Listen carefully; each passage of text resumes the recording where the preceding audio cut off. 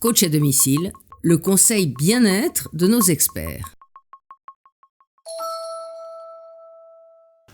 Prendre la parole en public, on pourrait croire que c'est pour la personne qui parle, parler d'elle.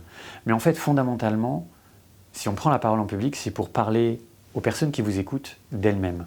Fondamentalement, c'est pour leur faire un cadeau. Qu'est-ce que faire un cadeau dans une prise de parole en public ? C'est donner au public quelque chose qui va leur servir à eux, qui va servir à chacune des personnes qui est là dans la salle. Et ça, c'est vrai aussi bien pour une prise de parole en tant que manager qu'une prise de parole lorsqu'on est conférencier ou une prise de parole à un mariage, par exemple. Fondamentalement, il s'agit d'être dans une logique de don.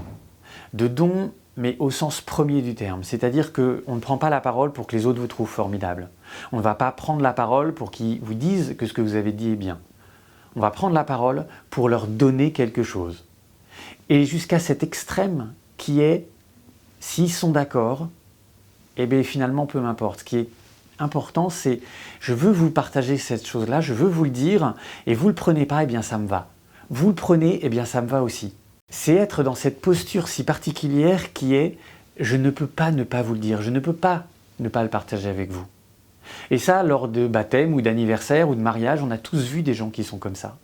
Vous avez des gens qui arrivent, qui sont là, attention, j'arrive, je fais le show, et c'est super sympa.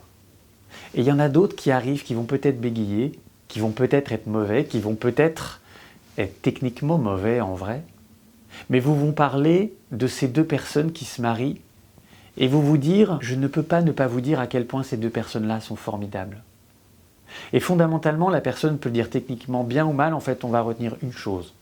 On va retenir un show d'un côté pour les autres personnes, mais on va retenir l'émotion que cette personne nous a fait vivre.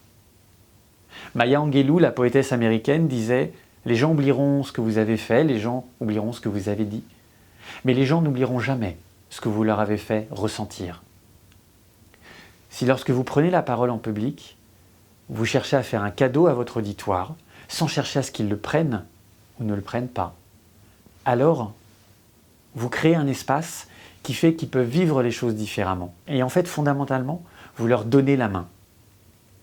Prendre la parole, c'est donner la main aux gens qui vous écoutent. Montaigne disait d'ailleurs, la parole est à moitié à celui qui parle et la moitié à celui qui écoute. Être au courant du fait que la prise de parole est un cadeau fait à l'auditoire vous permet de choisir le cadeau en fonction des personnes que vous avez en face et de leur offrir.